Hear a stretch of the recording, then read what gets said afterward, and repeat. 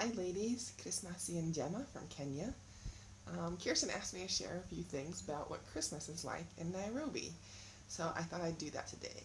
Um, so what is Christmas like in Nairobi? It's actually not that much different than where you guys are at. You might think that things would be really different, but because we live in Nairobi and it's a city of about 4 million people, and actually pretty westernized, things aren't really all that much different. We do a lot of the same things that we do when we're in the States. Uh, for example, one of the things that everybody starts to do is to decorate in November. Usually about mid-November you start to see all the Christmas decorations coming up in the stores, and um, yeah, people start decorating their houses and all that kind of stuff. Remember, we don't have American Thanksgiving here, so people automatically start doing that about mid-November as they get ready for the holidays and they get excited about that kind of stuff.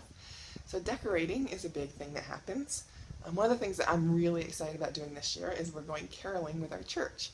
And that means that we're going to be going into a bunch of different neighborhoods with different cultures represented there. So we'll be singing in Gujarati and Hindi and Swahili and English, and I'm really excited about doing that with some of our friends. And apparently what happens is the last house that you go to, you warn them ahead of time and you go in and they feed you a big meal and stuff. So I'm pretty excited about that. That should be a new thing for us this year. We haven't done that yet while we've been here. And of course, like in every culture, eating is a big part of celebrating the holiday. So we will be visiting many people and going to Christmas parties, and several of our Christmas parties involve bringing little gifts to exchange, maybe about 200 shillings, which is maybe about $2. That would be the high of the gift exchange. So you bring a pair of earrings, or you bring some nice pens and pencils or something to exchange, something simple, but just a way to let people know that you enjoy them and you're enjoying time with them. So yeah, we do eating and parties and stuff like that. Christmas concerts, music is a big thing here. The kids have a concert at Roslyn. They do choir and band concerts. Many churches put on carol sings, which you can go to, and you can sit on the lawn, because Christmas is actually one of the nicest times of year here. So you can sit outside on the lawn, bring a picnic, and sing some carols with people. Another big thing that most Nairobi people do is to go up country for Christmas, and that means that they go home for Christmas, because people that live in Nairobi, most of them aren't born and raised here.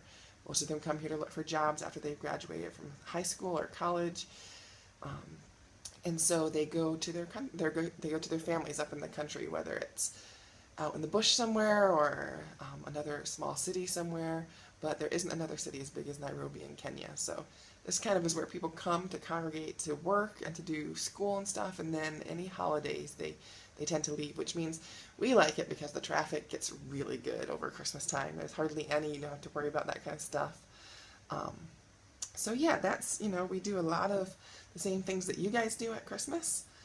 It just may look a little different. So instead of eating a pot roast or a ham for Christmas dinner, we may eat Indian food and samosas, or maybe some beef and ugali or something, which is one of the local foods here.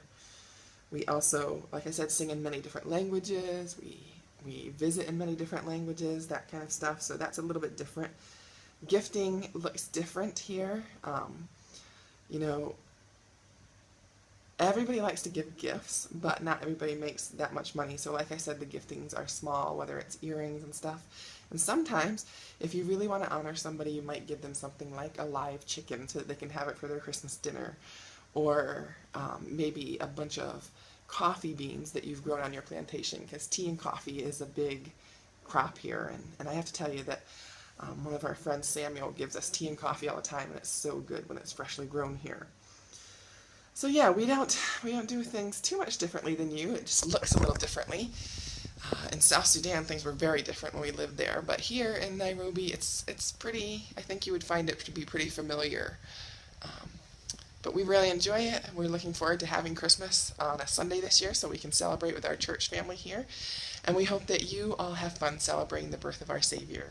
Thank you so much for your love and your prayers and your support of us and just thinking of us. It means so much to us. Sometimes it's easy to feel like we're over here, and especially this time of year, we miss our families and we miss the traditions that we have with them and with friends there. So it's easy to feel forgotten. But to know that you guys are praying for us and thinking of us and loving us, that means more than you can know. So thank you for your love and your support. Thank you for your prayers. And again, Krismasi and njema.